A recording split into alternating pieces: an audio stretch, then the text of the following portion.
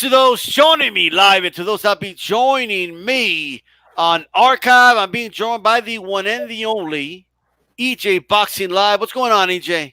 Yeah, what's going on, D-Styles? Finally, I got over it. Finally, The Rock is back. And with D-Style, The Rock can suck connection. We're over here, man. We good, man. Right. Listen, man, we're the Mexican UK connection here. First edition, the first ever. Look at this. The first time EJ Boxing Live is live on DSTYLE Boxing Live, right? EJ, I got to ask you, by the way, shout out to DJ Mexicano de Tejas in the chat. What's going on, bro? EJ, I got to ask you, man, yesterday, Kovalev fought Yarde. It looked like Yarde almost had him out of there in the 8th round after it looked like he was losing most of the rounds for sure. Didn't get it done. Then he gets knocked out by a jab, bro. What's going on with Yarde, and where do you think he goes from here? Hey, man, that fight is brutal, man. I watched it actually with Spencer Fury from Sky toe to toe. It was hard. Spencer predicted it was between 9 and 8 he was going to win. The game plan of what he was supposed to do, what he wanted to do, realistically, when he got in there, it was probably harder than what he expected. I actually picked the Yarde on points because I actually thought the fight would go to points, and it didn't go points, but stoppage late. Right. But I feel he done okay. But the thing is, the expectations is so much higher. When you put the expectations, and the same thing with Broner, when anyone even tries to go where Floyd goes in terms of the pad work and the expectation with Tunde. So it's like, in that respect, you might say that's a failure. But if you look at it in retrospect, the guy's never done, accordingly, not much sparring. Even though I've seen them spar, but not like the guys, not the level of Kovalev, but I've seen them spar. But a lot of people say they haven't seen him spar, and the trainer's fairly new. Yarde's never been against any former world champions. The fact he actually had Kovalev kind of nearly beat in the 8th round, you could actually say that's an accomplishment, but the goal is always to win. And in that case, they fell a bit short. And I feel at this point, I actually feel, in the manner of the loss, I actually feel that at this point it's very dangerous to continue your career. That division is the most dangerous division in boxing. And if you have to pick your fight weird, I think a Pascal fight would be good for him because he's there. But even that, Pascal is proven. Yarde's still kind of proven. I mean, people are kind of upset. People are saying that he actually went down for a jab. I don't think people understand boxing the way the fight was brutal and it took so much out of the both of them. In fact, people are actually kind of disappointed in Kovalev. They're saying, well, Kovalev, he's actually shot, and when he goes against Canelo, but we're probably going to talk about that he's going to get killed. He's going to get beat. So, what you saying? Well, first of all, I agree. It's not like he went in there, then pop, and the fight was over, right? I mean, it was an accumulation of punishment plus the fatigue of the fight. That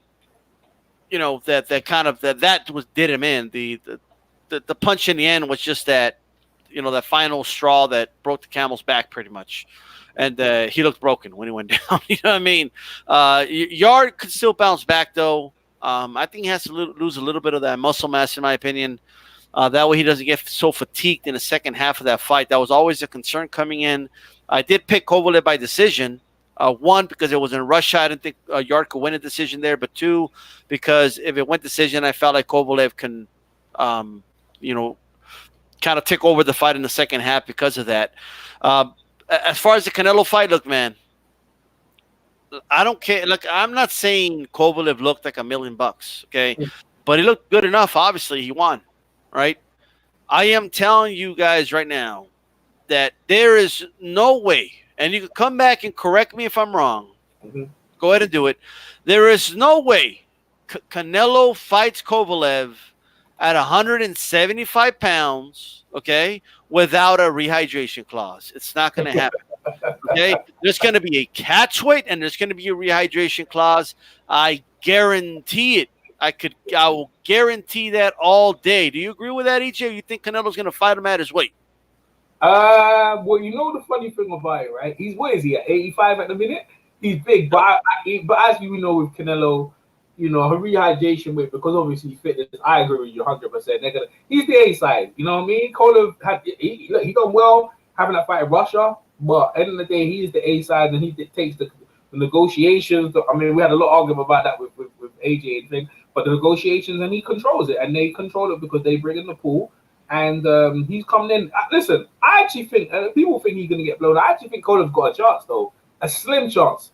But the only thing, as I say, is Canelo is so good. His head movement is better than Yarde, his body attack. But I agree with you in terms of the negotiations. Canelo has him over. He's going to get his biggest ever payday, and he goes out. Does he go out in the sunset? Well, he's definitely going to go out on his back, I think.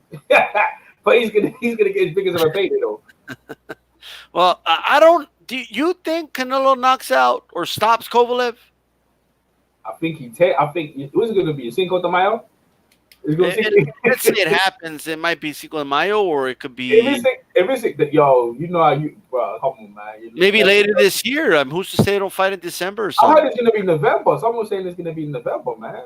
I don't see Cody takes a long. Cody just had like a war with Yarde. If I was Canelo, I'd try to get him now. Like, you know what I mean? Yeah.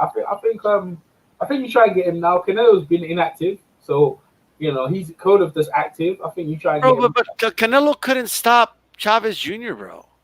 Like, how's he gonna stop Kovalev? That's a good point, man. But Chavez Jr. is hard, man. You know he's proud to be stopped. But as you see, man, Chavez, what's Chavez Jr. is his conditioning. But other than that, he's quite tough, man. He's a quite tough guy, you know. But you can see he's obviously weak to the body. People think Canelo will beat him up, man. Canelo will just size him up and cut him down, man. Canelo, you know, them smaller guys are faster, man. And he does hit. He hits harder than Yarde. People said Yarde hits harder. And I said to myself, well, how can we say that he hits harder? I know his record says that, but who's he hit to say Yarde? But Canelo's proven. That guy could bang, bro. Could bang. Well, he could bang, EJ, but how hard can he bang? Like, because you lose power as you go up in weight. Because the guy's bigger. That's a good point. You know what? That's a good point. You know what I'm saying? But, you know what I'm saying? Yeah, you know what? You have to be realistic. You actually nailed it in the head. So what are you saying? You saying a points victory? Here, I'll say this, man. Del Hoyo was knocking everybody out at 140 and below. You know what I mean? Once he hit 147, a little harder, right? Once he was on one punch knockout artist from 140 and below. After that, he had to kind of finish guys against the ropes. And at 160, he wasn't stopping shit. Like, he never even stunned Felix Sturm when he fought him. You know, so it's Manny Pacquiao. He was a one-punch killer, okay, when he was moving up in weight classes, right? He was a big puncher at featherweight, all that. Welterweight, you know, he has some pop, but he's not a thunderous puncher at that weight class. You know, so in Canelo's case, man, dude, this is just a much bigger guy. And I'm telling you right now, there's no way Canelo fights Kovalev at 175 pounds without a rehydration clause. I don't see it, bro. Yeah. No, you actually hit some good points, man. I haven't really put too much thought into the fight, but in what you're saying, I agree with you. It's hard to disagree with what you're saying, 100%. And yeah, but I actually do feel that, you know, the people are gonna want Canelo to try and stop him, and I think Canelo will try and go for it. You know, I don't think this point Kovalev ain't trying to go for the knockouts. I mean, he stopped Yarde, yeah, I know, but it was more to do with Yarde's conditioning and the early rounds of Canelo. But Canelo is different, man. You know what I'm saying? Like, he's different guy. But you know, actually, when I thought about it, I thought Kovalev could win. But as I seen Kovalev, I said, man, it's good timing for Canelo, man. But Canelo's got a bad leg, actually. You know, he's got a brace on his leg. You know, the Triple G fight, he had that. So I don't know why that is. Yeah. So in that respect, I have to kind of factor that in, that his legs ain't the same as well. So, but at this point, you probably think Canelo's the favorite, and he does control the rehydration clause and in the negotiations. It's his biggest ever payday. What fight are they gonna be fighting for the 175 belt? Is Canelo legitly fighting that light heavyweight? Is that legit? Because he just skipped like what, super middle? Is that, you know what I mean? Is that real? Because he's not that tall, man. No, look, how tall is he? Like, he's what, 5'7"? Yeah, he's actually shorter than that, man. He could have 5'6". I see him when he came to London. He looked about 5'7", 5'6". Wow, really? Yeah. When he came to London, which the first press conference was in London, Triple G, they hated each other. And Billy Joe Saunders crashed in and started talking shit. How tall are you, EJ? I'm about 5'8". So you were towering over him, is what you're saying? I wasn't towering over him. He's wide though. No, I wasn't towering, but he went. He did. But he's going ahead like a block, man. His head's literally like a block, EJ was like You weigh 5'8". What the hell? Yeah. I was looking at it, was like, yo, he ain't. De La Hoya is definitely like me at 6 foot.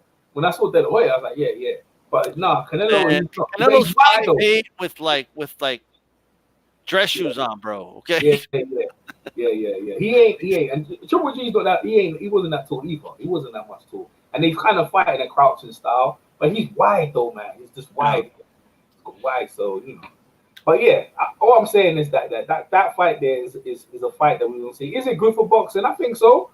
I think it caught me out of the blue though. It wasn't a fight that I expected to see though. It's a good fight for Canelo. Canelo's resume. Canelo right now is a Hall of Famer. Right now, As we speak. as we speak in living color, this guy's a living legend Hall of Famer right now. You know what I'm saying? Right now, his resume. Look at his resume. The who's who of boxing right there. Just lit it out. You know who's got a resume like that? This name. Like Colin's got a good resume as well though. So should be a good fight. But Yeah. no, we're going back to Yarde though. We're going back to Yarde though. Yeah, man.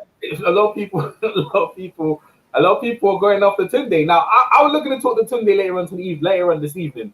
But I told the Spencer in the morning and told the Tunde, they got paid a mil. They got their biggest ever payday. They talked it into existence. They got the fight, but I don't know if people are gonna roll with the talk again.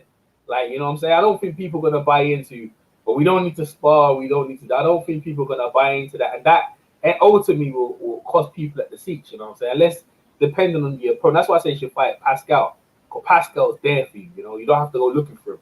You know what I mean? And I feel like that kind of opponent is better for Yarde. And he'll prove he's a contender right now. He's a contender. If you want to get back into the wheel, that's the guy. No, we don't want to see him against these bums no more. So I'd like to see that fight.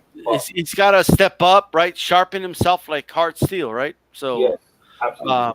That's the sharpest knives are sharp, right? With the best steel. That's what he needs to do.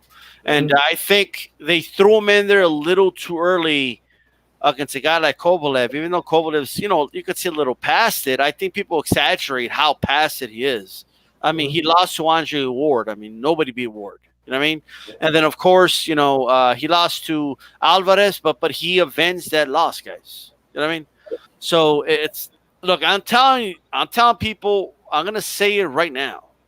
If Kovalev fights Canelo, all right, and there is no catch weight, and there is no rehydration clause, which is the right way to do it. If Canelo really wants to fight him, that's what they should do. If that's the case, dude, Kovalev can seriously hurt Canelo if he lands flush. Okay? Kovalev can do some damage to Canelo. I don't care how past it he is. He could do some serious damage to him. And like, this is a big jump in weight class. Yes. But I think it's going to be a rehydration clause. I think there's going to be, some catch weight of some form. So if I was you guys, I wouldn't hold my breath with the fight happening. They still have to kind of agree to those terms. I know people are saying, oh, it's all but done. Well, I don't know about that. I mean, we'll wait and see. It'll be done when it'll be done, and well, that's all I got to say about that. But as far as Yarde, bro, him and Pascal's a great fight. Okay. Both guys, I think have the same issue as far as stamina issues, stuff like that. So who do you think wins the decision in that fight? Who's that between who? Pascal and Yarde. Oh man, I ain't going no decision now, these stars. Why not? I don't think that's gonna go decision now. Pascal, if that fight happens, a lot of mind game. Pascal will say, "Look, you just lost against Kobe. I gave Kobe a hard fight. I think if you're talking like that, I think I beat you. You got the shot and you don't spar. I think I need to teach you. I'm gonna teach you a lesson, and Yarde Tunde be coming back. I think nice. I think that fits in a nice kind of next fight for Yarde, because anywhere else he goes, listen. The end of the day, look, man. I heard mixed reviews from you guys in the States here, and only I heard one from IOKB. He was going in. He reckoned Yarde quit. He said he quit, man. He said the kid quit. You know what I'm saying? He ain't about that stuff he talks, and and that's that's what you're gonna get. You're gonna get hardcore guys who feel like, yo, went down from a jab, you know what I'm saying, the fight, and you know what I'm saying, you could have probably get up. He he weren't a bite, and everyone's talking about, he looks similar. He's got the similar body to AJ. What is it with these UK guys looking like Hulk with all the muscles, and all of a sudden they get hit and they can't take it? I was like, damn, I can't even defend that shit. Oh. Well, I mean, it's not necessarily true. I mean, look, watch, check it out. This guy right here was from the UK. He wasn't all muscular, and I don't know if you could see him, but Joe Calzaghe, you know what I mean? Oh, but, no, yeah, he was good, yeah. In that case, it was Lacey that was a big, muscled-up dude. You know what I mean? Yeah. That has nothing to do with where you're from. A lot of that has to, I talked to Joe Habib off the line, but a lot of it has to do with genetics. You know what I mean? Mm-hmm. Some guys just have those fast twitch muscles, and some guys have low twitch muscles. Some guys have the perfect balance, and Yarde, it's just genetics. It's just who he is. You know what I mean? So can he lose a little bit of muscle mass, improve it a little bit? Probably, but it's not a given. You know what I mean? It's who he is. It's who Pascal is. It's who a lot of these guys are, the way they fight. So David Haye was a little bit like that too, right? David Haye was very dangerous. Like if David Haye doesn't get Chisora out of there, he got him out of there? What, like 4 or 5 rounds? Yeah, 5 rounds. Yeah. If he doesn't get him out of there, bro, David has a long night for the rest of the fight. Yeah. Like, because he was just that fighter that had to take you out early, or it's going to be a long night for him. So I think that's going to be Yarde for the rest of his career. Rounds 9 and on are going to be really difficult rounds for him. Okay, yeah. It's just the way it is. He's going to be dangerous from rounds 1 through 8, round through 9. But he almost had Kovalev, bro. Well, what was EJ Boxing Live doing when Yarde hurt Kovalev in the 8th round? He almost had him out. Me and Spencer was like on the edge of our seats, but I was more on the idea that he's giving up rounds. I was like, okay, he's giving up rounds. So I was like, he's getting tired. And then I was with Spencer talk. I was there, man. I was like, yo, he's got him. He's going to do it. And then I just looked at him. He missed a couple of wide hooks. When he was just on the finish of taking, I said, that's done him. Because I realized at that point, right, that's the finishing touches that you need. Because you see I'll give you an example what I was going to say. When he misses them couple of punches, just near the end of it, right? When Kovalev got back to the corner, like I didn't know what to say because I had my volume off. But apparently, what's his name again? Buddy McGurk said, "Listen, if you can't beat down, I'm gonna stop the fight." Kovalev experience came out, and he didn't throw no big punches. He just touched him. He just worked, right? He just put hands all up on Yarde, and that's amateur experience, man. And that's what he didn't have. The lack of that experience, that finishing touches to get over. It wasn't about throwing big haymakers. It was about just touching him and just touch. The more accurate, that's why Mayweather. People look at Mayweather, they understand why he beats people down because he's accurate. He's accurate and he keeps going and he doesn't get tired. Kovalev showed that. He just kept touching Yarde up and Yarde couldn't deal with it, man. He got beat down, man. He got beat. Yeah, there you go. He got fear. There's the picture. He got beat down, man. He got beat down. I went crazy in that 8th round, though. T-Stars. I was going crazy. Like, yo, I was gonna get in, and it just elapsed. It was over. It was that moment, like when Mike Tyson was against Frank Bruno in the second fight. No, the first fight, and he hit Mike Tyson with a punch, and Bruno was struggling, and it was like, yeah, he's gonna do it. And then after that, it was this. You know what I'm saying? It was just downhill from then. That's what you're seeing, man. I think Yarde's whole thing now is very hard at this point of his career to learn what he needs to learn. Now he's in the world stage. It's gonna be very hard. At this point, you might as well put him in good, exciting fights and see what happens and see if he can fit. And I'll give you equivalent to the guy, the Jersey boy. Do you remember James Kirkland? He went against the Jersey boy. What's that Jersey boy? You know what I'm talking about? Yeah, Tapia. Yes, Glenn Tapia. Yes. Remember that? You remember that experience? You see what Kirkland did to him? That's kind of what you battered him up.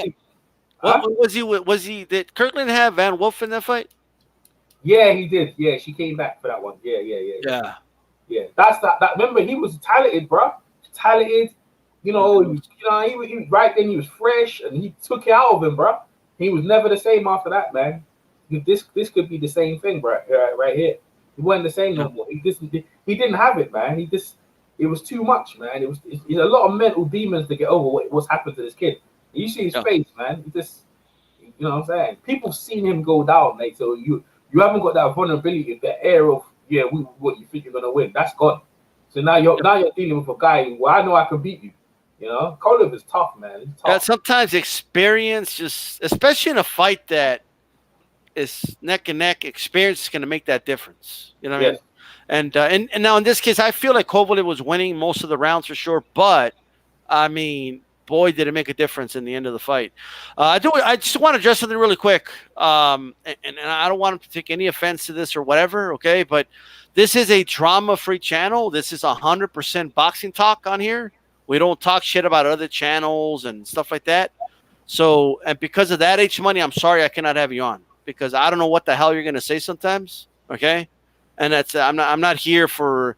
I don't want to have to like hide my video because somebody said something personal about somebody else. You know what I mean? So, you're more welcome to chime in the chat and stuff like that by all means. But for that reason, I think you got to work a little bit on your reputation around here to be invited onto a channel. That's all I'm going to say about that. Okay. G Funky 84 Canelo comes in on fight night around 180, so he doesn't really need a catch weight. Yeah, but everybody rehydrates. You know what I mean? So I don't know if Canelo's 180, but he could be. But Kovalev is what, EJ, like 190, something like that? 195? Mm-hmm. Mm-hmm. You know what I mean? It's still a big difference, bro. Whatever, like, it's not like Kovalev's going to stay at 175. Now, if they say, well, Canelo's at 180, so Kovalev has to sign a rematch clause that he has to be at 180 pounds the night of the fight. Well, he's going to be fighting a skeleton fight night. Okay, so that's why the rehydration clause matters. The rehydration clause isn't to help yourself; it's to deplete your opponent. Okay, that's the whole point of a rematch clause, right? So, like I'm just saying, AJ10. I don't think Canelo takes the fight unless Kovalev takes a rehydration clause. I don't either. Okay, I don't either. It's simple as that. H Money thinks I'm ducking him, bro. Like, okay. But anyway, I made it really clear. Okay, I made really clear why you cannot come on here. Okay, all right. With that said, EJ, will there be, in your opinion, will there be a rehydration clause of any way, shape, or form in this fight, or do you think Canelo doesn't even need it? Do you think that they're just gonna let Kovalev come in the way he's always come in? Yeah, man. They're gonna put. I think they will. I think you try and get every advantage possible. Maybe they make it 85. They're gonna negotiate. But Kathy Duva, she ain't gonna put her fighter in a position just to get that money. Now she's got that far with him. Remember, she hasn't got how many fighters she got. She hasn't got that many fighters. So I can't imagine her shipping. Is she gonna sell out her fighter at the last hurdle? He's done so good. He's done so much for her, man. I remember when he came to England to fight Nathan Cleverly. And the Crusher, she helped build his brand. She's looked after him. That's her darling, bro. Where did she go? I don't know who she got. Who's the next guy coming through? If that help, and you know what? She'll put it out there. If that's the case, they're trying to take liberties. You know what I mean? Because he still is the champion now. Now let's get it right. He still is the light heavyweight champion. There's not enough lucrative deals, but still he can go and he doesn't need to lucrative. I want to see that. I want to see that Burberry fight, right? But yes, in the day, he could have that Burberry fight in Russia, and that could be that's a super fight. So he has options, man. So they don't have to. If they start taking the mick, he has got places where he can go. You know what I'm saying? That's the way I see it. So he does. This is very, very interesting, man. I want to play something really quick. This is of Andre Ward talking on the fight. Okay, so everybody listen in really quick, and then I want your opinion on this, EJ. One moment. He had a lot of questions, and I think that Yarde answered a lot of questions tonight, man. I think that he showed that he body, but being on the brink. And I got to the point where Buddy McGirt told him in the corner, "Hey, if you don't show me something here in round number 9, I'm gonna stop this fight." Well, Yarde was a punch or two away from realizing his dream, winning a title on the road, and shutting a lot of people up. Namely me, because I didn't think he would be around that long, and I didn't think he could pull it off. He got close, but he wasn't able to pull it off. Yeah, but Yarde has to. One thing he needs to do is he needs. Let me get the right clip, man. I apologize. That's cool. You should take that. Rumor had There we go.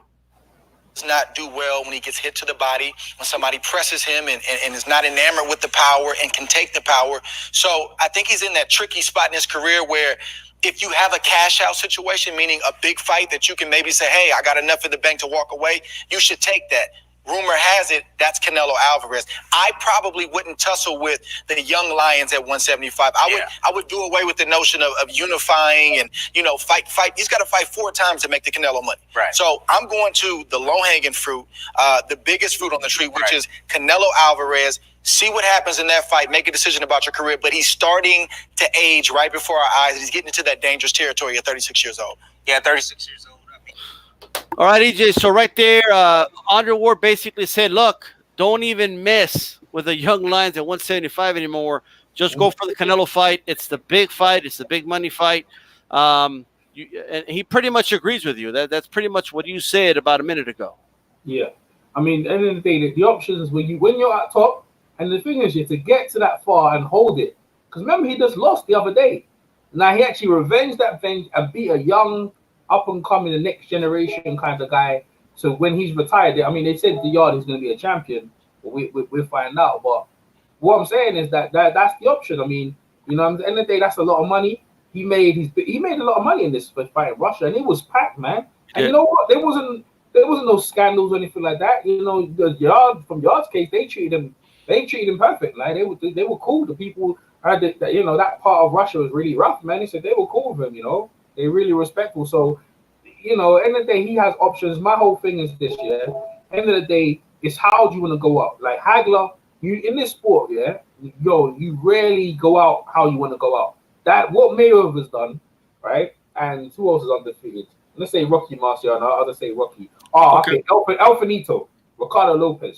Lopez, yeah. Yeah, Lopez. That doesn't happen to you, bro. You don't go out how you want to go out. You understand what I'm saying? So you have to make these decisions in a way where, because it can affect your mind. That's why people do comebacks, because they don't like the way it finished, and that never happened. Roy Jones just keeps on fighting, thinking, no, I can still win that cruiserweight. I just need to win that cruiserweight belt, and I'm done. It just couldn't happen. It's over. So he needs to make a smart decision, and that he can live with. If they're gonna put that rehydration clause in there, but yet they're gonna pay you, let's give you an example, a ballpoint of maybe 25 mil, right? But that 25 mil will set you up for life. But can you live with the idea that you went into a fight and you wasn't all there? You know what I'm saying? Can you live with that? That's what he's gonna have to decide with his family. Yeah, your family's gonna be all right, but as most fighters, when a fighter's a fighter, he's always a fighter. What does he do after fighting? You know what I'm saying? So you want to kind of live with the idea, like Carl Froch ended his career how he wanted to. He beat George Groves in a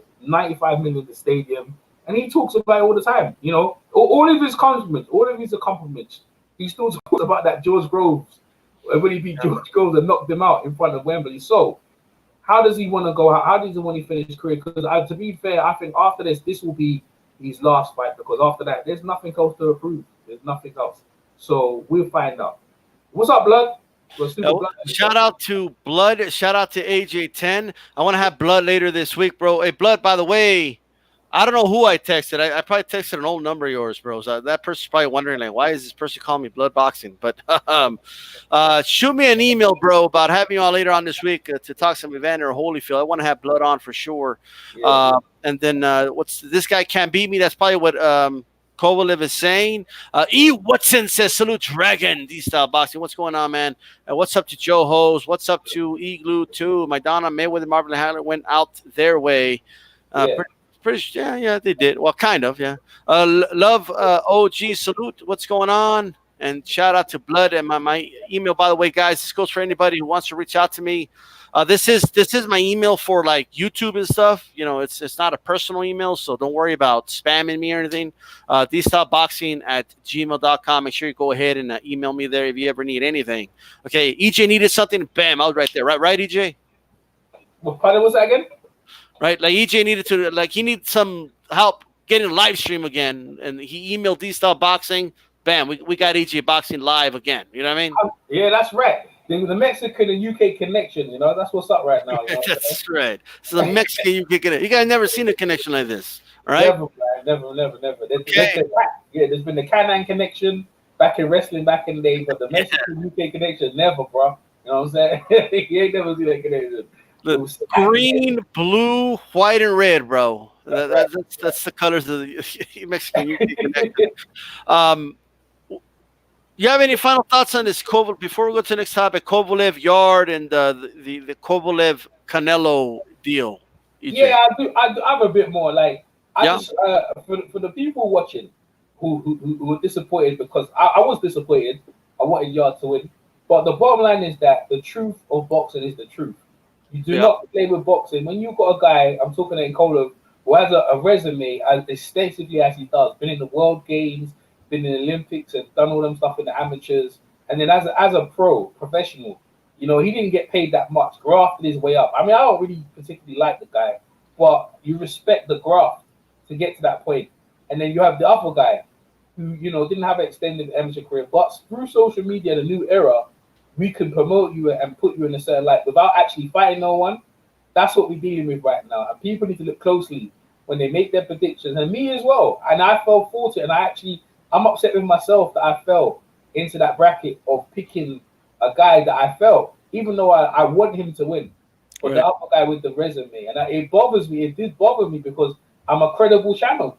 You know, people come over me to listen to my opinion, and I want him to win, but it bothered me that I picked the wrong guy in the manner of we lost. I understand all that, but it's the expectations were so high, and then why do I feel like I got dupes? No, but here's the thing, bro. You're not gonna be right about every fight. You know what I mean? I'm not. But actually, I was mostly invested. There was a lot of X factors in this fight. There was a lot of unknowns. You know what I mean? And sometimes in boxing, when like for example, when Ward fought Mikhail Kessler, right? Yeah. Now every channel and their mother now comes out and says, "Oh, I knew Ward was going to win." They all say that now, right? They didn't have a YouTube channel to prove it, like me. You know what I mean? But I came out and I was in the minority. I had Ward winning that fight, right? But I had to take a leap of faith. You know, he had not fought someone of that caliber yet, you know? But all I had was the eye test. That's all I had. You know what I mean? It turns out I was right, you know, but at that time, who had the experience? Kessler. Who had the resume? Kessler. Who had fought the better opposition at that time? Kessler, right? So it just depends. You know, we all take a leap of faith when a prospect or in this case a top contender is finally going to get that first title shot. We all take a leap of faith at that point. You know what I mean? A fighter that passed the eye test to me was Jorge Linares, right? You know, Jorge Linares had all the tools to me when he was up and coming. He was the prospect of the year on my channel. He was a lot of things, you know. But those things I just didn't know. I took that leap of faith and I told her, "Oh, this guy's going to be future pound for pound. You watch." And I was wrong. And I wasn't that wrong. He still became a world champion. He's still a solid fighter, right? But he wasn't what I thought he was going to be. Why he didn't? It turned out he doesn't have the punch resistance. Okay, it turns out he cuts easy. You know, it turns out he just can't take a punch very well. You know, and those are just aspects that we just don't know until they're put in that position. You know, so you can't, you know, beat yourself up for picking Yarde. You know. But I hear what you're saying. I agree with what you're saying, but it does bother me because, you know, I knew, but I just wanted him to win. I did want him to win, and that. But like, look, the UK, and this is what you're getting with the UK. Naturally, they're blaming the trainer, saying he needs to get a new trainer. They're saying they're blaming. You shouldn't do the Philly shell. They're blaming this. They're blaming that. Well, he shouldn't be doing the Philly shell. In fairness, but, he shouldn't. Well, he never used the Philly shell in the fight. Either way, but no, I agree. I saw with his hands up, but the thing is, it's one thing to use something and utilize something, right?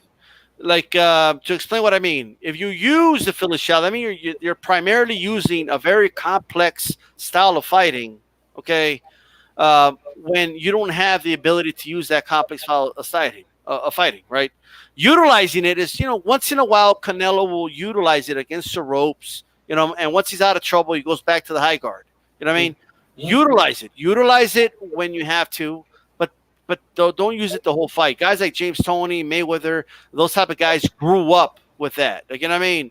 Like they were trained with that, you know, for years and mastered it, you know. So, but in terms of Yarde, man, I will say that switching trainers is not always the option, but you don't think he should consider it? No, it's too late in the day, man. I mean, what we doing here? Yeah, you know what I'm saying? Okay. What we doing here? They have. That's why I said that there's either the Pascal fight or retire, because at this point, what do you do? You know, you've been exposed. You know that your conditioning, you still haven't gone 12 rounds, and what you say you are, again, in versus Kovalev, you're not who you think you are. So there's a lot of doubts in his own mind. But now you're at you're at this level now. There's no going back. You know what I mean? Fury, I could talk about Fury all day, but Fury's got a couple of good wins or had some good fights. So he's fighting bums and we don't like it, but you can't argue that he had 4 Klitschko and he's fought Wilder. They're the most dangerous guy in the sport right now.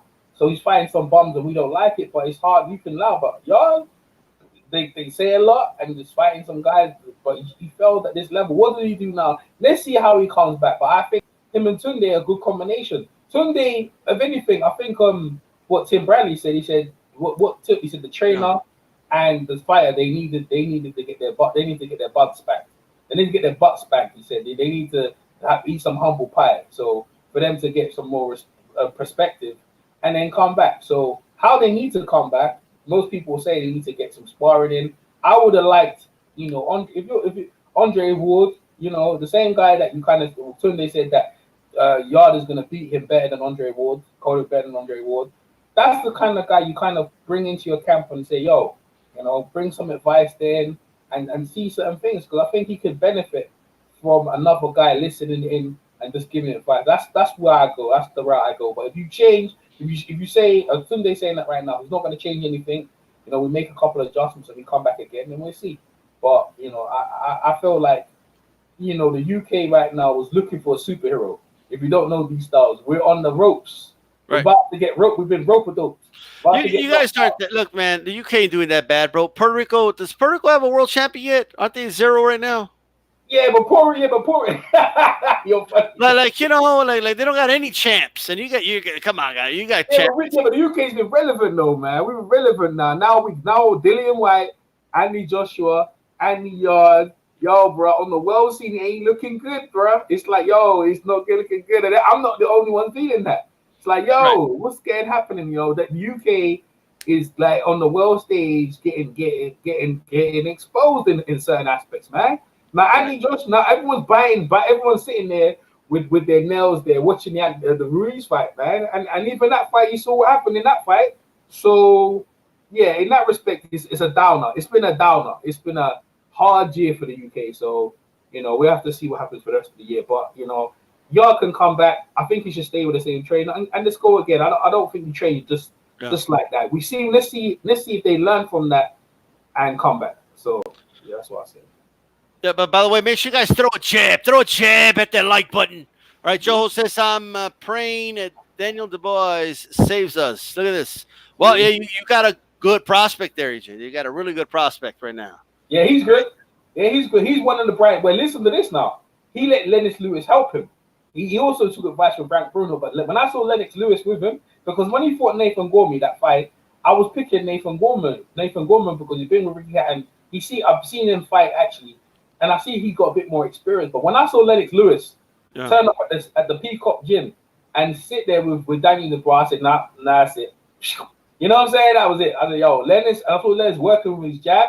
I said, no. I said, Daniel Dubois is going to win. Yes, we've got a next young up-and-coming fighter, Daniel Dubois. I roll with him right now as the next guy to come out of the UK to do something. Bro. As long as Frank Warren makes sure, and he's humble. He ain't got no big head. He ain't got no trainer saying this, that, and the third. He just keeps it quiet. He said he doesn't like to talk too much. He's doing everything right. So, yeah, he's the next guy. I think we're going to, for him, next year or maybe the year after. But, yeah, he's definitely one to look out for.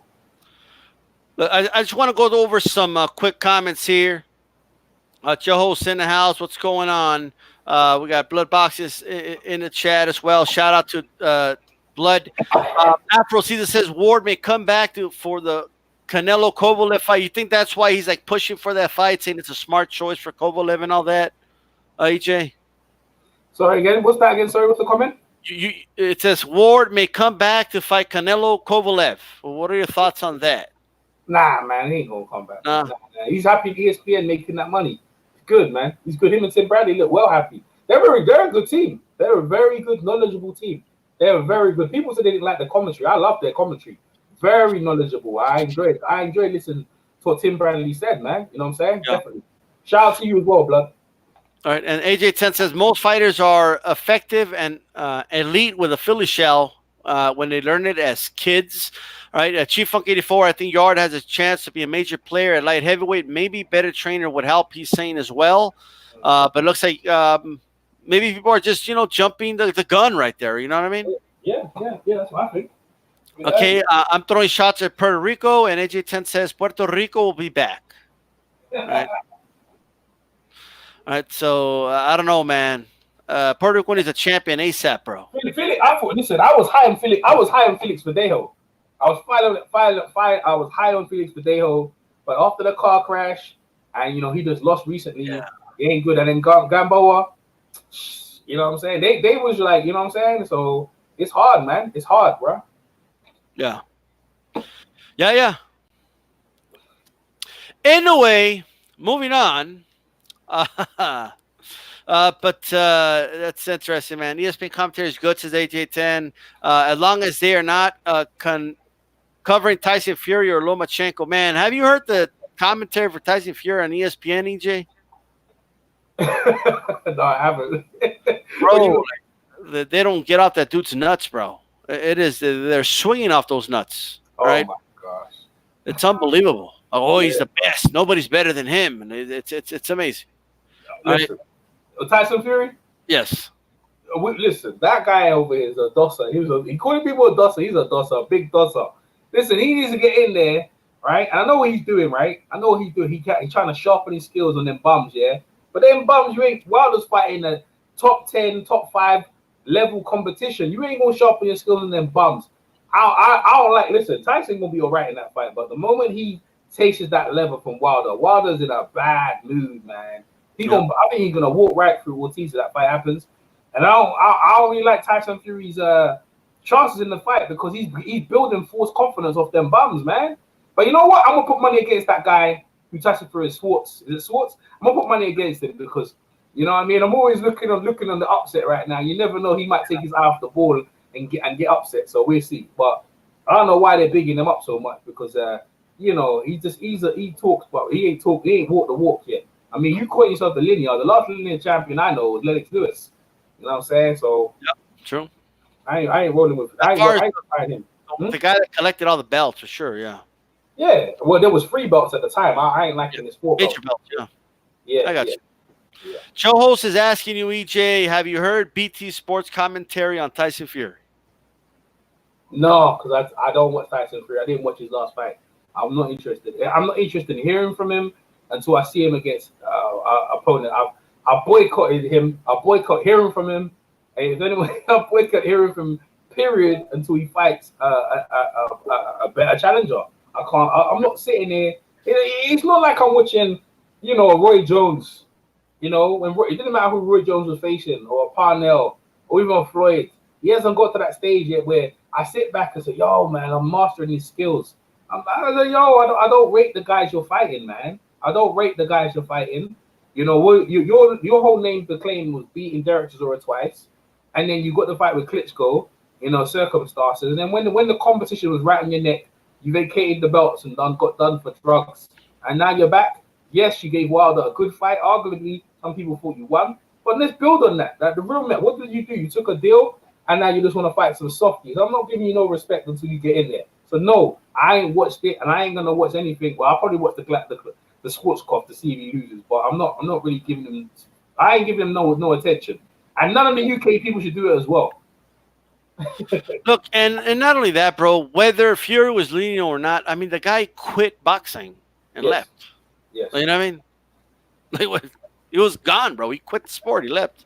You know. I mean, I'm glad he overcame the addiction, and I know people in my personal life. I know people that suffered from depression. I lost a friend that suffered from depression, so it's no laughing matter. And I'm glad he overcame that or whatever, and hopefully he's never in that dark place again. But he did quit. He quit the sport. He was gone. You know what I mean? So look, I'm just saying, all right. And he overcame all those demons just to run into the demon called Deontay Wilder. He's going to run into him again. Okay, so we'll see if he overcomes that.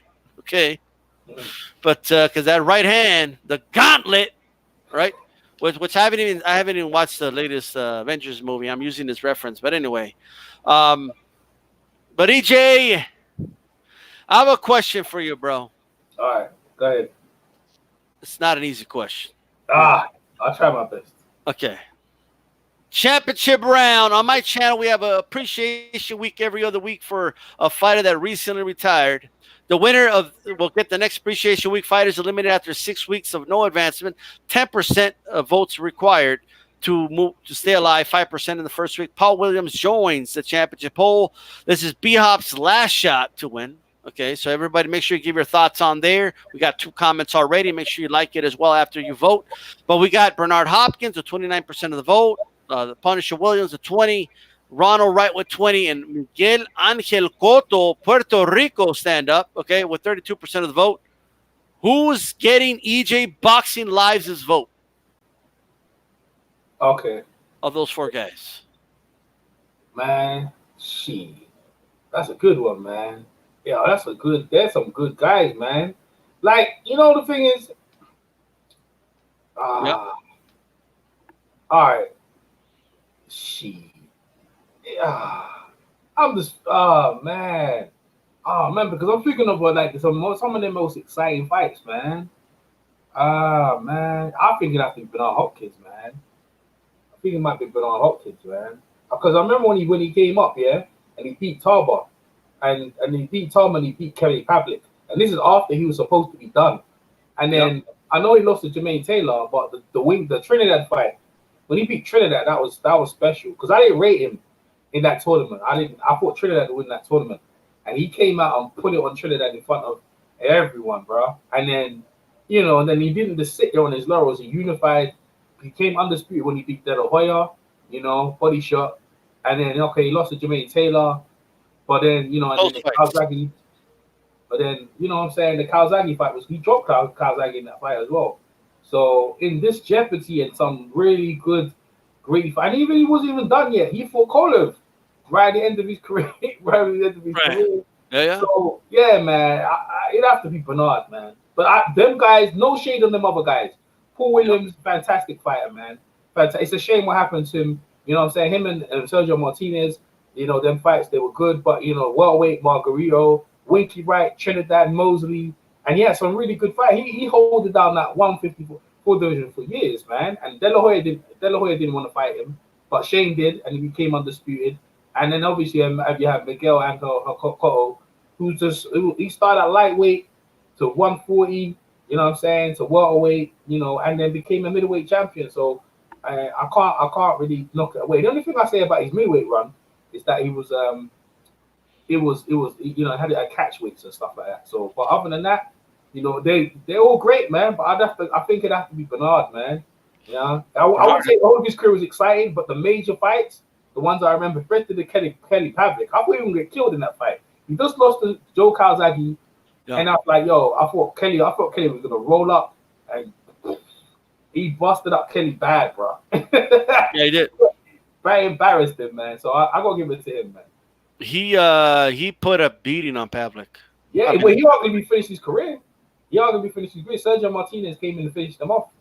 But arguably finished his career. So Bernard Hopkins, and this week is Evander Holyfield Appreciation Week. Give me some of your thoughts on Evander Real Deal Holyfield. Oh, it's amazing, man. That guy is. When you look at the line, the Real Deal is his name, and listen, fighting is his game. This guy is just amazing. There is never, you can't even look back, even maybe late in his career, even against Valuev, right? He actually won the fight and didn't give him the decision. This guy's been in fights, man, and he still wanted to fight after that. Like, if you go back to the whole fight with Khalid fight back at Cruiserweight, man, that fight, 15 rounds, that was like one of the last 15 rounds of Cruiserweight, and then he went back in the rematch. Yeah, he stopped Khalid, and then he unified the belt, became undisputed that way, moved up. Okay, Buster Douglas, that's his own devices. But the fight with Riddick Bowe, you know what I'm saying? George Foreman, you know what I'm saying? But then, the argument you can skip all that. The Mike Tyson fight, bro. The Mike Tyson, listen, I didn't pick him in that Mike Tyson. I thought Mike was going to do it, bro. I didn't know about the background. I didn't know none of that. I just know Mike, if anyone Mike hits, they go down. Yo, he just made Mike look ordinary in that first fight, bro. He could, that was amazing. You know what I mean? And Mike in the second fight, you know, he even bit his ear, and this guy, you know, he's so gracious in it. And then Mike was doing better in the second fight too. That's the ironic part. Yeah. Oh man, he was just ready for that joint. He was old as well. You mean, see, this isn't the guy. This isn't old, losing hair. He got no hair on his head because he was patching all over. Even they said he retired for a while as well. You know what I'm saying? And you know, this guy kept battling through. You know, Mike Tyson, and then the Lewis fight. Yo, he pretty good. I think he lost the first fight, but it was close though. Second fight definitely, but you know, James Toney fought James Toney. I know he lost that fight, but the value of fight, and you know, even Chris Paul, he lost. I thought he won the value of fight. Yeah, bro, this guy definitely the appreciation. This guy, there's no fights you can sit there and watch and say, yo, Evander's boring. Evander is just like, he's cut from that cloth of like, you look at a fighter or what a fighter is supposed to be, everything what a fighter is supposed to be, that's Evander. You know what I mean? Dude, he doesn't lay down for nothing. Even his fights with Ruiz, John Ruiz, yeah. I was gonna say Andy Ruiz. But his sparring session with Andy Ruiz is exciting. You know what I mean? But with John Ruiz, his 3 fights, they were watchable. Yeah. They were amazing. I didn't really bring them up though because it was a kind of time I didn't want to watch because he got hurt and a couple of them got dropped and floored. But yeah, he still presented. It was hard to watch at this point of his career. But the man still persevered, man.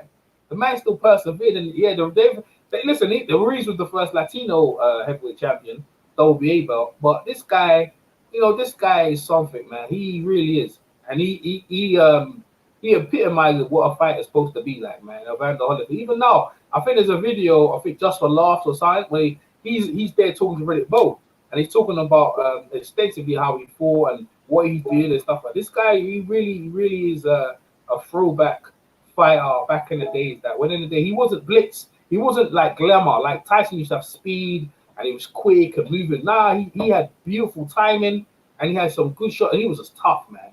And he hurt you with every punch. Remember, he was a cruiserweight, man. Coming up, this guy's amazing. So yeah, hey, he definitely appreciation week all day, 100%, man. Thumbs up for that, Evander Holyfield, for real. And shout out to Afro Rican G with that $4.99 super chat. Okay, donated while we do this Mexican UK connection, right? We're about to do the Spanish segment in a little bit. You guys don't even know, all right? But the Holyfield versus Jones Jr. at light heavy or cruiserweight, who wins? Let's say cruiserweight. I don't know if Holyfield could ever at pro. Could he make 175 pounds? I don't know. But let's say cruiserweight. You know, would this be like the 190 or 200? I'm not sure. But who do you think would win that fight at cruiserweight? EJ, Holyfield or Roy Jones Jr.? Yo, that would be a great fight. But like, so what we saying? Are we saying prime? A prime like Roy? Like let's say Roy didn't go up to fight Ruiz, and he just went to cruiser. That Roy, and then we got Evander Holyfield. Like, and what weight? Because cruiserweight moved up to 200, right? So yeah. What was it then? Wasn't it 200 then? What was it then? I'm trying to remember. I need a fact check in the chat ASAP. I know. Maybe it was 85 or something like that. Maybe it was 80 or 85 or something like that. I think it was 190. I could be wrong, definitely. 90, probably something. Yeah, probably 90. Yeah, because the amateurs they still use 90. They still use 90 kg. So probably 190. Probably 90. I got thingy, man. I got Roy. Listen, Roy be doing. You know, Roy. Listen, if I put in a 15 rounder, I got Evander Holyfield. He probably do the Sugar Ray Joey Maxson. You know, where he was just probably winning. Roy's probably winning on the points, and Evander's struggling. But bro, like eventually, like you gonna get to him, bro. And like it was blood just clarified. It was 190 pounds. So let's say 190 pounds. Holyfield versus Roy Jones, bro. Yeah. I got a thing, bro. I got him all day. I think Evander Holyfield late rounds, because you see what Tarver did to him when you could catch him. If you can catch Roy, you can hurt Roy, and Evander will get to you at some point in the fight. He ain't gonna sit there and just let you just sit. He could take some shots now.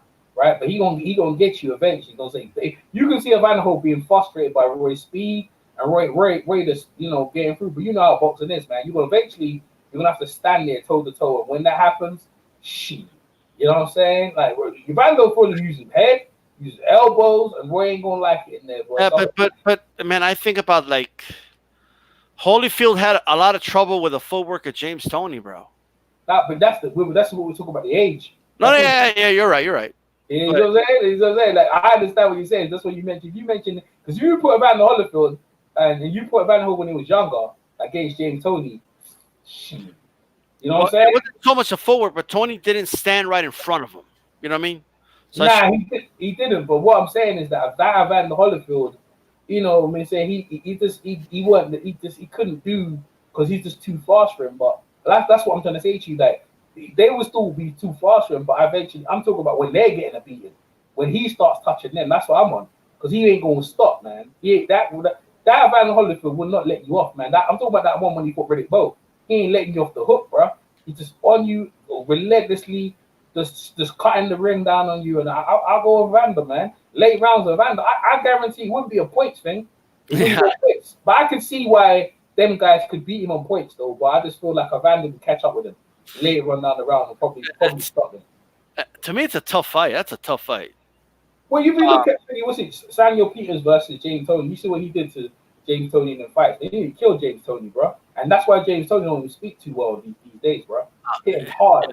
Well, that was a much older James Toney in a division he didn't belong in. But most of Tony's weight at heavyweight was on his belly, bro. But this is what I'm saying. Look, I do agree. You make some great points. I do see Holyfield knocking him out. Yeah, look, even in the chat, like, listen, bro. This game is a game of it's not how you start, it's how you finish. Evander will finish. That Evander Holyfield, like when his conditioning was excellent and he could take shots. Because look, he took shots from George Foreman, from Riddick Bowe, and they were heavy. They hit harder than Roy Jones and James Toney, and he took shots from them. So them other guys, they be throwing like peas at attack. You know what I'm saying? Like he would just be eating it, bro. He'd just be eating it. But he was weak to the body a bit, but his conditioning is good enough. Even the blood said, Holyfield by KO. Yep. Look at EJ on point, says TMG. And he also said, Mexican UK connection, he likes. All right. Yes, Holyfield by KO. I could see that. But this was a prime Roy. It's a little tougher for me, I got to be honest. Go ahead, break it down. I don't know. Like, I think Holyfield wins. I don't know if he knocks him out, though. Like, I know he got knocked out, but I think I'm in the thinking that he was affected by that jump in weight and then he went down. You know what I mean? Like, he gained that muscle mass and then he dropped it, and I think that affected him when he went back to fight. You know what I mean? So yeah, but you see when Roy, that's what I said. So let's say Roy, right? When he moved up to when he faced John Maurice, right? That Roy against Evander Holyfield, who fought Riddick Bowe. You see what I'm saying? Like, oh yeah, I mean that Holyfield wins at heavyweight for sure. Yeah, because Roy put on extra muscle. Because remember, he's coming up, man. When he comes up, he puts someone weight on and he puts extra muscle on. So now you saw what happened when you put extra muscle on. You know how that goes. You know what I'm saying? That shit starts getting. And when you can't use your legs and your hands and Evander's just putting it on you, and like I said, he could take shots. Evander could take better shots than, he's just like he could take better punches than, you know what I'm saying? It's it's different timing, but hey, you're right. It's just timing, but there is scenarios where Roy could win, and you know what I'm saying? There is scenarios that he could win, but I just pick Evander. I would favor Evander for sure. Too big, fast enough, quick enough, definitely a lot stronger to keep up with Roy for sure. Could box enough with him in the pocket to do some damage. There's definitely less room for error for Roy Jones. Way less room. Like Evander could, get out box for a couple rounds, he'll be okay. I don't know if Roy can punish some clean shots from Evander Holyfield at cruiserweight. So I do agree that Holyfield would be favored. I don't know if he stops him, but I think he wins that fight and favored. But it is possible Roy Jones could somehow pull a rabbit out of the hat and maybe win. Maybe, but. All right, so with that said, where was EJ Boxing Live when Tyson bit off a piece of Holyfield's ear, bro?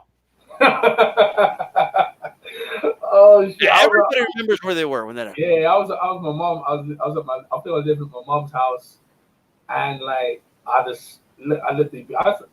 Listen. I ain't gonna lie. I'm biased, bro. I was like, yeah, bite 0, bite the other one off. Damn it! I was like, shit. I can't believe Mike Tyson's losing, man. But then I had to humble it up, bro. I was humble on the first loss, right? When he beat his ear off, I just want Mike Tyson to win badly, man. I was a fanboy, bro. I admit, I was a diehard Tyson fanboy then, bro. I know he beat his ear off and shit. I didn't give a fuck, man. I want Mike Tyson to win so badly. A lot of Tyson fans are saying this. I thought when it happened, Yeah. like you know how Holyfield like kind of grabbed the side of his head because he got bit in the ear, obviously. Yeah. And he was like jumping, kind of. I kind of forgot what he did. Yeah. I thought. I mean, I was a punk little kid. I don't know any better, you know. But I thought Tyson hit him so hard that it hurt him. Like, you know what I mean? Like why is he? Oh, Tyson hit him! Like, you know, I was excited, and then Mills Lane, you know, just started checking the ear, and they started showing, like, dude, they were showing slow motion footage of this dude biting a chunk out of this dude's ear, bro. I mean, this was unreal. Yeah. You know, what amazing is Evander still waiting to fight on. The man still waiting to fight on. Like, how many of you guys would fight on if someone bit off your ear? Just, you know, Right. this guy's willpower is amazing. Evander's willpower is amazing, man. Did he have like a heart attack in the more fight and they kept fighting? Yeah, it's amazing. It's amazing, man. That's what I'm saying. That guy is tough, man. You don't make them like that, bro. This guy has got some real. My mama says, that's how he told him. My mama said, you know, when people say stuff to you, gotta keep coming. You know, right. He's a tough cuss, bro. He's something, man. You ever hear him talk? This guy down south, Georgia, Atlanta, Georgia, he is something, man. They don't make them like Evander Holyfield, bro. And he's loyal to a foot, man. He's loyal to a foot. He got a big house. He had that big house in Atlanta, and you got the women. He pays all the child support. You know what I mean? He ain't no deadbeat. He makes sure all the girls, all the women, all the kids, they all see him, and he pays all the child support, man. That guy is, listen, he's a credit to him. So if anyone was any friends with Evander Holyfield in life, then, you know, you're friends for life, man. You don't find people like that, man. I can't believe, like, Tyson literally, till this day, it's hard to believe. Yeah, but he literally, like, bit him, bro. Look at this. Yeah. Like, it was like a pit bull. Like, that here. Like, you know, but, man, imagine fighting Tyson in a street fight, bro. He'll bite your nose off, bro. Yeah. He shows that when someone's done that, yeah. Let's be real. He's done that before to someone. He's done that before. You know what I mean? That wasn't something he just learned there and then. You know what I mean? Because I remember he said to one of the reporter, "I'll fuck you until you love." What did he say? He goes, "Yeah, you ain't." He goes, "It's you're a disgrace." Who's a disgrace? Who said that? Yeah, I'll fuck you till you love me, man. He goes, "You can hang with me and grab these nuts and shit." This dude probably did that to when in his younger days. I wouldn't say as an adult. I'll say back in the days when he had to survive. He probably did that. You know, he had animal instincts. He used to steal, and he's been done some shit, man. He doesn't really talk about it, but that's why he used to fight in the way he fought. He fought with mad enthusiasm, with mad intensity, bro. And some of the shit he must have experienced in his life, yeah. That, bro, when you see him in the ring, he was like, "Yo, this guy's been through some shit," but he was scary. And when you see him bite the ear off, that's a shame. He's willing or determination to get the victory by any means. He didn't care. Bite the ears off. Look at this. I thought Tyson hit him so hard like that he couldn't take the pain. I swear to God. Oh yeah, when he said he elbowed him, he said his elbow. He said Evander was elbowing him and headbutting him. Yeah, look at him grabbing his head. He jumped up in the air as well. Evander was crazy. I remember I popped out of my seat and like I thought he hit him so hard, bro. Like, you know, but and then it was bizarre, bro. It was the most bizarre. I couldn't believe what I was watching. Yeah. And I couldn't imagine that today. Like, could you imagine like Andy Ruiz just biting off AJ's ear? Like, I just. Oh, well, in this day, you know what? That'd be rad. In this day and age, shit. Oh man, you know the thing is, yeah, it will get extra press. I know, and Joshua losing, it's like someone throwing a stone into a pond, and the ripple effect went around the world and back again. If someone bit someone's ear off in that mega fight, it would be It would be amazing, bro. There'd be so much memes. Hey, good press, bad press. Just keep writing about me, yo. Just keep boxing on the front pages. But would they be talking about banning boxing and shit? Because they, and you get labeled a savage. Mike's crazy. Mike didn't give a fuck, man. He bit the man's fucking ear off. Hey, people forgave him though. Shit. In fact, Michael, if you see Mike Tyson, when he takes pictures, he actually takes pictures like he's biting your ear off. Man, look, they just put here, AJ10 said, can you imagine there was live comment? Can you imagine doing live commentary and this would have happened? Yeah, Tyson's on the inside, guys, and then wait, I don't know what's going on. Holyfield jumping up and down. Everyone, hold on, I don't know what's going on. Mills Lane has halted the action. He bit his ear. Holy shit, dude! I don't know how I would react, bro. It would have been the most bizarre thing. Do you remember well, maybe you don't. I don't know. I guess it was in the UK. I remember the commentary. Ferdinand Pacheco, I mean, I had the UK commentary though. Ian Dark and Ian Dark. Well, the English commentator was saying he was like, Holyfield should kick him, like something like that. Like he should kick Tyson. Yeah. He was. Yeah, Ian Dark. He was like he's disgusted. He's just so I can't believe he bit his ear. Yeah, he went in, bro. Yeah, Ian Dark, they went in, and rightly so, man. It was appalling, bro. That is the ultimate insult in the ring. You know what I mean? I mean, hitting low, a low blow, hitting behind the back of the head is bad, but biting a man's ear off, man, that's slow, man. You know what I'm saying? It's not a main someone. Hey, be worse than that is biting someone's nose off in the ring. If that shit happened, hey, remember Harlem Butler? But like, dude, he bit it with a fucking mouthpiece, bro. That's the crazy part. Well, when you look at the bite, like Mike had I don't know, Mike's gold teeth. I think that helped because his teeth, he had gold caps on his teeth to rip the ear off, man. But he's done it before. He didn't give a fuck, man. He leant over and just beat his ear. I think he's done it before, man. You know what I'm saying? He's nibbled at someone's ear. Guy's savage, bro. He was so frustrated. Yeah, right? yeah. But I disagree with people saying that Holyfield was beating his ass. I thought it was a close fight at that point. The rematch. He said Oliver was going to knock him out again, and you can see it. He went black and he said, nah, he didn't want to get embarrassed again, so he did everything. Hit him low, just they ain't got no respect, man. You know what I'm saying? Later when he apologized, but at the time he weren't, you know what I'm saying? What would the title of one of the videos be right after that fight? Like OMG Tyson bites Holyfield's ear or something like that? Yeah. I remember when it came out, I think I kind of stopped watching boxing for a bit. You know what I mean? I think yeah. It kind of turned me off for real. It kind of turned me off when Lennox Lewis beat Mike Tyson as well, man. That shit was shit when Mike Tyson wiped the tear away from Lennox's face. He was giving him so much praise. I was like, yeah. He was broken down. Yeah. I think apparently Tyson bit Lennox Lewis's leg as well. Down there trying to fight.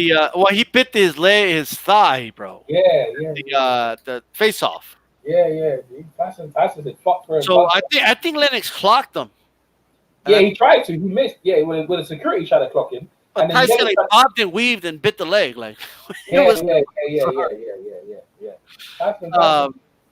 I don't know who had that bright idea to put those two in front of each other, but he was supposed to stand on the other pole when the fight was happening, but Mike fucking just cut, rip, and came to them. That's what the security was like. What you doing?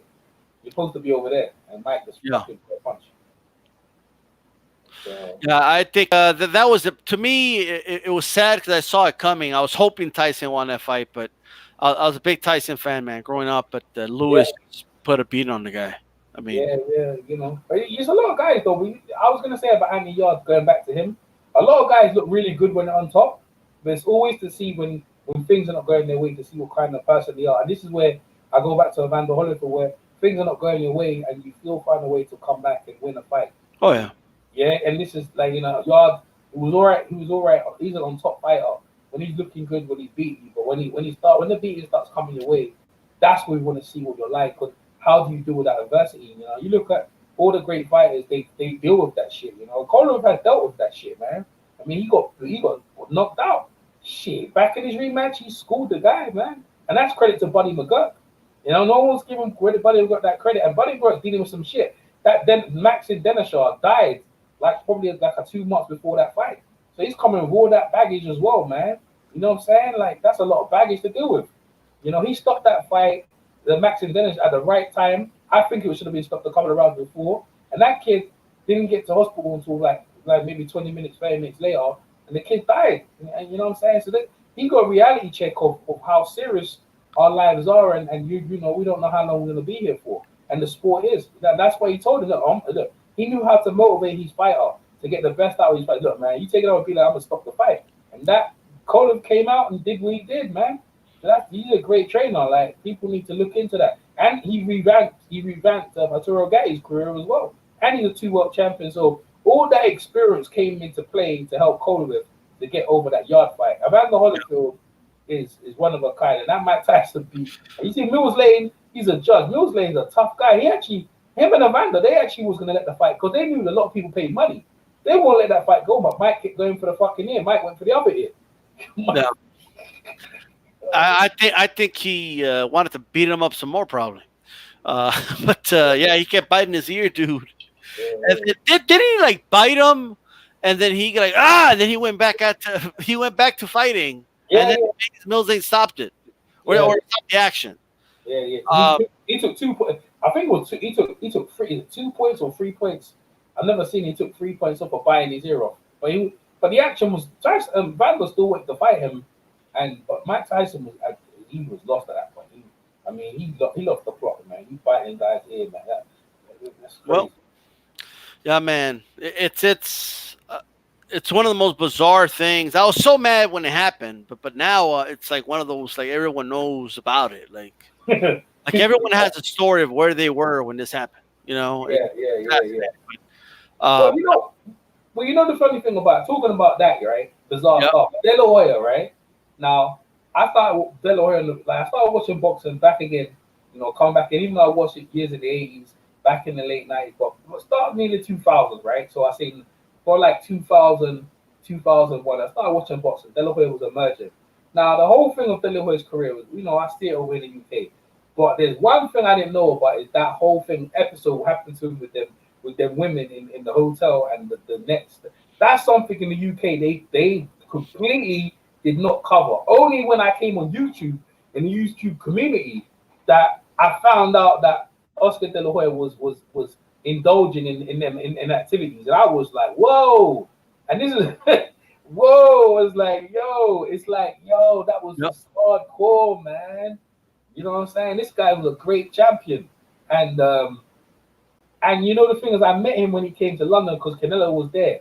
And you can see in his face, that, you know, he knows that some people know that he's been doing that. And he doesn't want certain media to interview him just in case they might, what's up with that? What's up with you wearing them clothes and this, that, the other? But to be fair, he addressed it on the Breakfast Club. He said he was going for a bad time and so forth and stuff like that. But that is, for someone who's such a great representative of a champion and did so well, that is a hard pill to swallow. And he's doing well, though. I give him credit, man. He's been to rehab, but that shit is hard to live over, man. I mean, it's just hard to get out of, man. That shit. I mean, I don't really put it on him, but his career, in terms of the public right now, could have been better off if, you know, that episode didn't happen. But that happened. That's the thing of social media.